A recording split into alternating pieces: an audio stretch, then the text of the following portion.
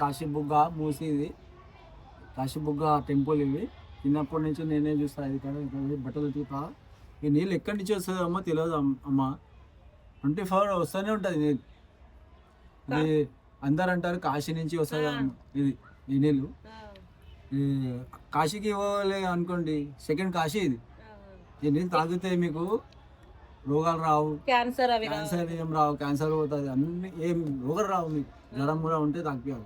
అంత మంచి మంచి జగాలో పెట్టాలి. స్నానం చేయవద్దు, ఇంట్లో చల్లారితే కూడా బాత్రూంలో ఇట్లా చల్లారదు. స్నానం చేయదు, ఏం చేయొద్దాం, స్నానం చేసి మంచి జగాలో పెట్టి డైలీ కొన్ని కొన్ని తాగుతా ఉండాలి. అప్పుడు అమ్మా ఇవి ఏం లేకుంటే చీకటి ఉండే, చెట్లు ఉండే, ఇల్లు ఒక ఇల్లు లేకుంటే,